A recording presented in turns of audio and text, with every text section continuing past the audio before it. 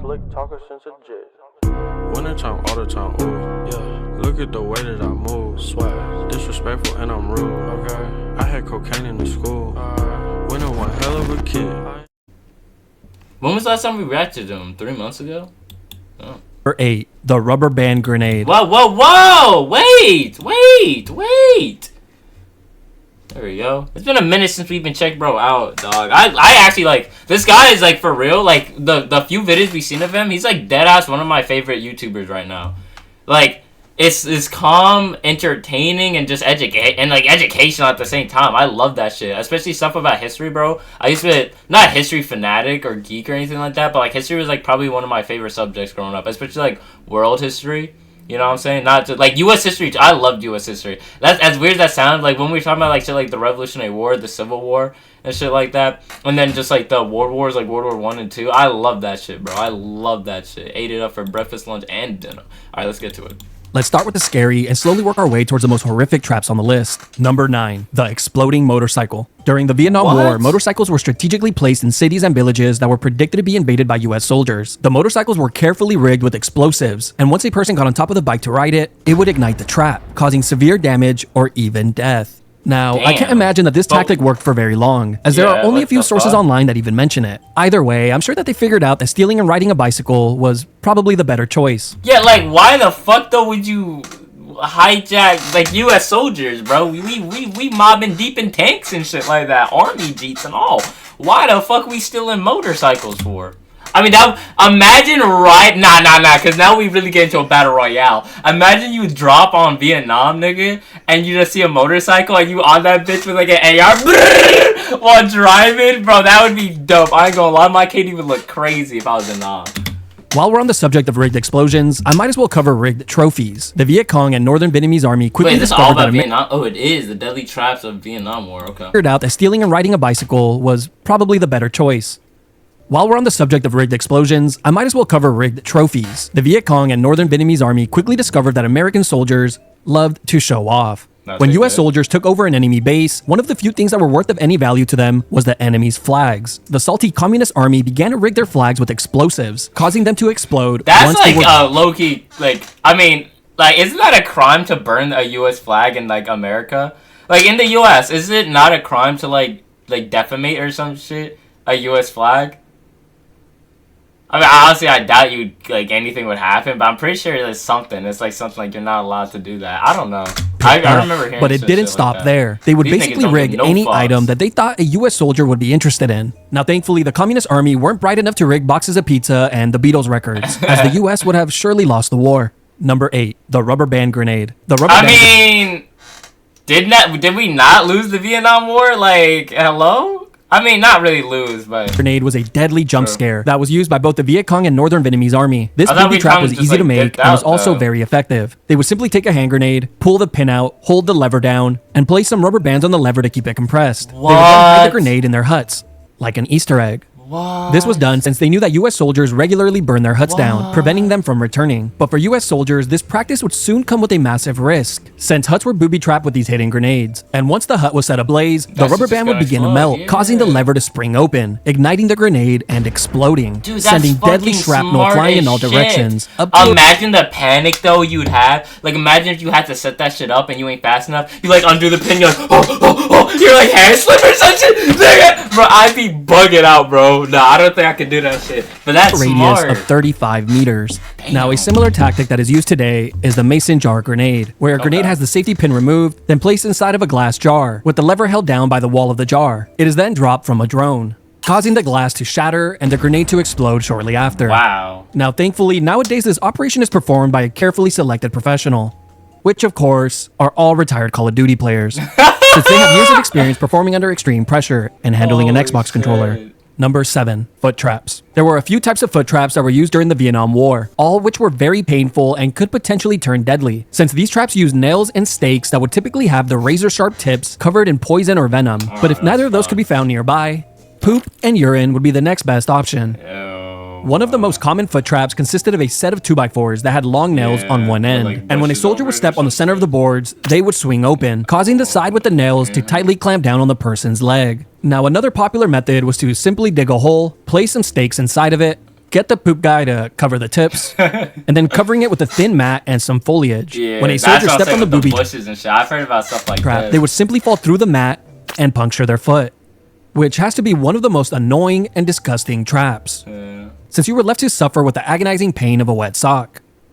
Now, sometimes the spikes were even set up pointing downwards, so when a soldier's foot went through the mat, they would instinctually pull their leg up to avoid the And trap, falling latching completely. themselves onto the downward spikes. Oh, no. Eventually, the Communist Army began to see just how effective these traps were, so they began placing grenades inside of them as well.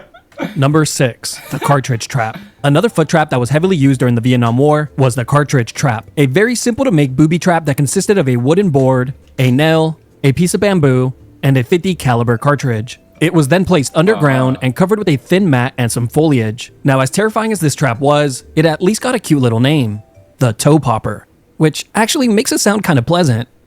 This trap was strategically placed on walking trails or in areas where US soldiers were predicted to pass through. And when a soldier stepped on the booby trap, it would press the cartridge down onto the nail, causing it to fire the round of ammunition into the soldier's foot. Dude, nah, bro. Vietnam is like everybody always talked like, you know, like, oh, Nam, like I was in the trenches of Nam. But like real shit, bro, when they coming up with fucking contraptions like this, these niggas got Dr. Doofenshmirtz level of fucking innators, bro. They got so many traps and shit, bro. Like you walking through any place, and like the thing about Vietnam too was like mainly like jungle. It was mainly like jungle forest type area, bro. So there's mad bushes and like everywhere. So you just walking over leaves, and then you fucking step into something, and you either explode, fall into spikes and explodes, or fucking get shot. Like that's so fucking crazy, bro. Like that's so crazy, bro.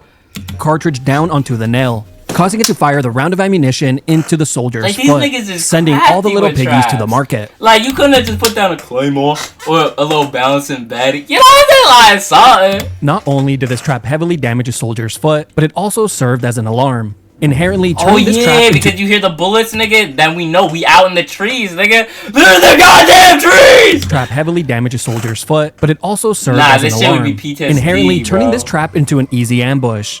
Number 5, putty Okay, stick. why did they make the Nam soldiers look Alarm, like this, though? inherently Because, like, all the... Yo, what is that, nigga? Hammerhead Shark? Bro... Because, like, all the fucking, all the U.S. soldiers look relatively normal, and then we just got these fuckers, bro. Like, holy this trap shit. into an easy ambush. Number 5, punji stick traps. This next trap is something straight out of an Indiana Jones film. The spiked pits were a terrifying booby trap that were generously placed throughout the dense jungle of Vietnam. This would fall under punji stick traps, and is very similar to the foot traps we covered in the number 7 spot, except a lot more gruesome, deadly, and terrifying. Oh, okay, cool. Instead of setting up razor-sharp stakes to impale the foot, they were now designed much larger and made to puncture the entire human body. Another common tactic used by the Communist Army was planting punji sticks in high grass. They would set these up at choke points, where they could ambush US soldiers and their allies. You see, when a soldier began to take fire from an unknown location, they will instinctually dive for cover in the tall grass, Oh my and God. encounter themselves on the hidden stakes. Oh my Number 4, God. the snake pit. Now, as if the spiked pits were not terrifying enough, the Viet Cong and Northern Vietnamese army would take it too far These when they niggas began to are add deadly pits, vipers bro. inside of the pits as well, which we can all agree is cheating.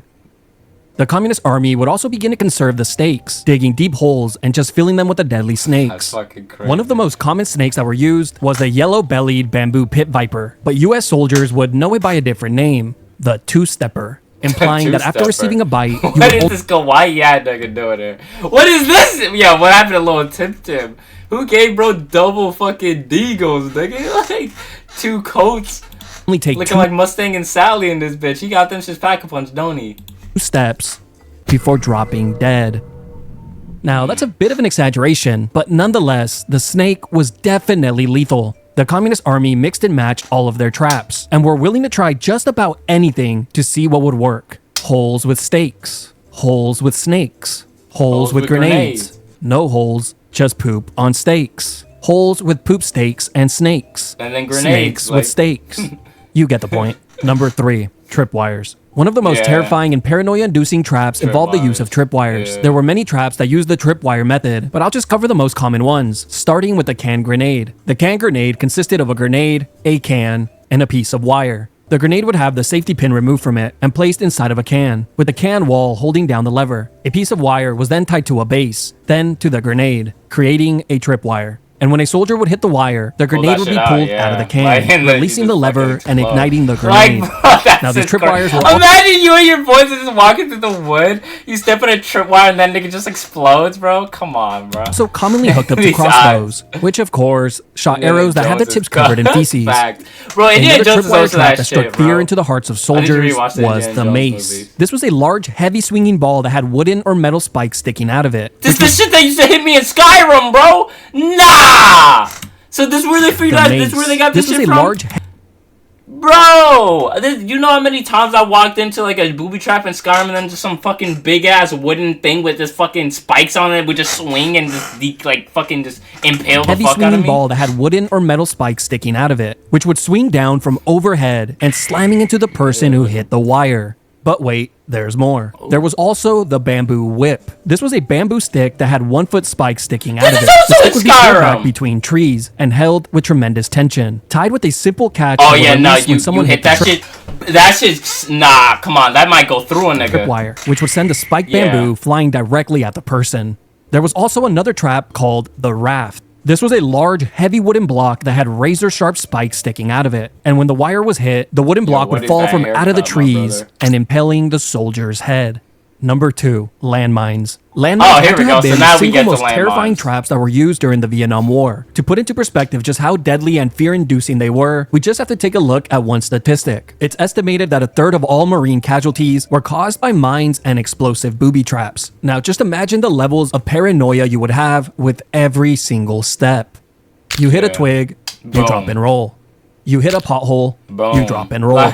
You hit a weed, you begin to question what you're even doing in the jungles of Vietnam, and slowly come to the realization that war is nothing more than a racket, where a handful of wealthy people get even more rich as they trade human lives for insane profits. But of course, all your boys will tell you to just take a deep breath, drink some water, and sleep it off.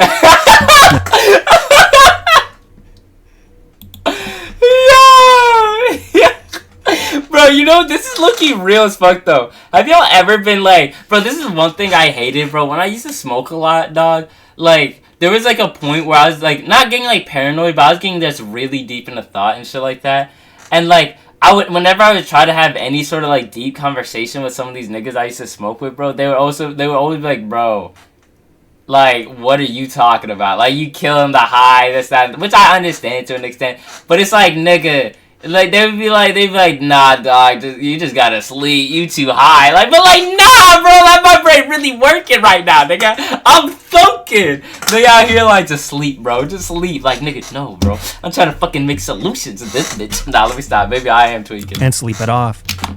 Now, one of the most common landmines that the Communist Army used was the DH-10 directional fragmentation mine, which was over a foot in length and weighed over 30 pounds. The DH-10 unleashed fragments up to 200 meters and was commonly rigged with tripwire. As for the unlucky soldier that hit this wire, well, I'm not so sure just how much of him would be left. But one thing I am sure of is anyone that witnessed this trap in action would never be the same after seeing it. Number 1, the rat tunnels. The rat tunnels were easily my fucking god, this was in a Black Ops 1 mission. Terrifying traps the Viet Cong ever created. This was not just a trap. This was more of a horror movie. You see, the rat tunnels were an extensive and complex Bro, remember this shit in Black Ops 1 where Mason's in Vietnam and shit like that and he's in the tunnels or whatever and like Reznov's like fucking his brainwashing with like the Reznov shit is like he's like you got to go Mason, like he's like you have to go, like it's trap, your people are dying and some shit, and then he get like locked in. Network of underground tunnels that served many purposes. They were also so small that once inside, it would be impossible to turn back around, and made clearing them out a solo mission. For the Communist Army, these tunnels housed their rest area, kitchen, ammunition, water, and first aid stations. But for the US and its allies, these tunnels were nothing short of a horrific nightmare. You see, the tunnels were pitch black, requiring you to hold a flashlight and only allowing for a pistol in your other hand. As you begin to slowly crawl through the tunnel, bats will be flying past your head, and rats and bugs running and crawling past you. But soon, you inevitably come to a junction where you could continue going straight, make a left, or a right. You might not know it at the time, but a wrong turn here could be the last choice you ever make. As there are many false tunnels that lead to landmines, spiked pits, ambushes, and even areas where Vipers are tied to the walls. Bro, this shit was legit in Call of Duty, bro. I remember, bro. Hold on. I remember. Bro, Black Ops 1 as a kid, low-key traumatized the nigga. I'm gonna be honest, this game felt so realistic for no reason, bro. Like, no reason. I don't know why. And, like, especially, like, the intro, I remember whenever you started the game and you're sitting in the chair, that shit would also freak me the fuck out. I don't know why. Like, it could have been a regular menu where you just select shit. You had to look around in a fucking chair in a goddamn lab and shit. That would have me mentally. Up ahead.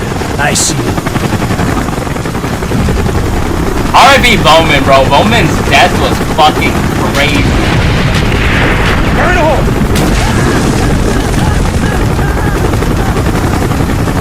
Bro, get your ass in that tunnel. Make it out of there alive. Bowman, point. Let's move. Nah, this shit was a horror film, bro. This son of a bitch ain't fighting no more.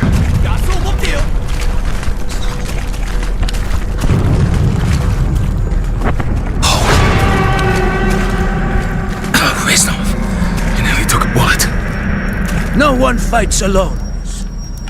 I will work my way around. That nigga did a U.S. Army. Move quietly. Like, what? Like, Peyton was geeking so hard in this fucking game. Bro saw Red Dot in a U.S. Army fan. Just thought that shit was normal. Work my way around. Alright. But move quietly. What the fuck's wrong with you? Nah, this actually, it didn't traumatize me. It was just like, there were certain things. There were certain Mason, things, you gotta keep bro. your shit. Let's come in. Swift's dead. We got VC crawling all over. This part after the nigga Swift died and I was solo dolo in this bitch. No, sir. No, sir, nigga. No, sir, nigga. No, sir, nigga. What? No, sir. Do monitor. Shit. No, sir, nigga. No, sir, nigga.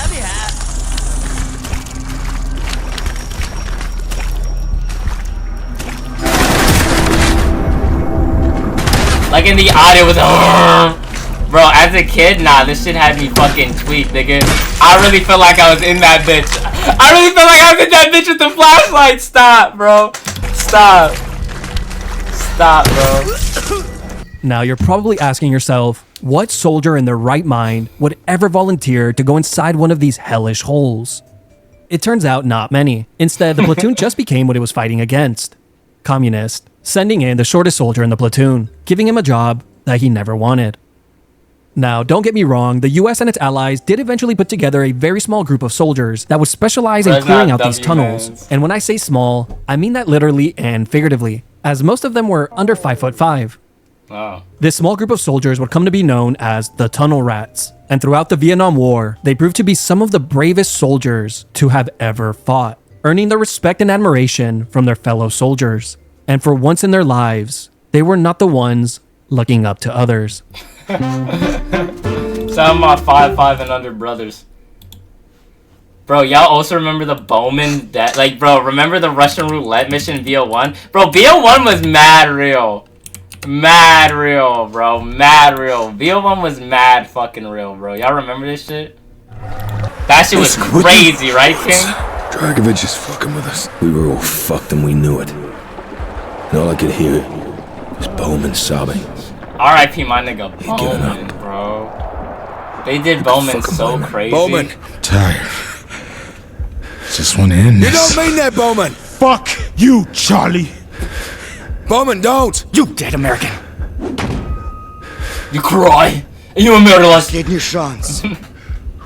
Играй, или умирай. Bro, I remember that quote like You don't scare me. like nobody, bro. Communist piece of shit. My nigga Bowman,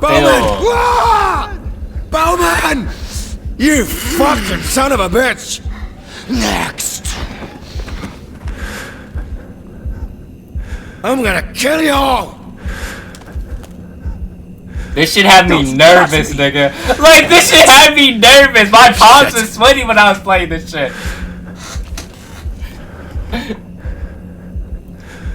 Motherfuckers. We're gonna make them pay. I was like, what's how? Blade! What's the plan? I'm thinking. No talk! One chance, Mason. We'll take it. Okay. Bang! You can't kill me! You shoot, GI, you shoot! Fuck! Like, yo. This time, do it! Where's the music? I'm pretty sure there's music during this scene. Play. Bang! 6 and 8 o'clock. They didn't hear that crazy call out though? Like, they didn't hear that call out at all? Like, and then imagine you do that, right? Imagine you do that and then that shit clicks. Like, imagine you in this situation, you do that and that shit clicks, no bullet comes out, nigga. Then you're, oh my days. Oh my days, you pray to the God. Nah, bro, you're actually so cooked. Like, imagine the bullet wasn't there, bro. Imagine it was the next one. I'd cry, bro. I'd break down in actual tears.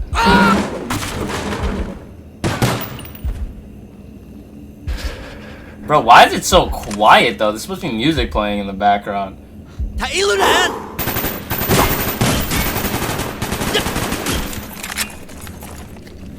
The Russian, now! Let's go! See, they don't make Call of Duties like this no more, bro.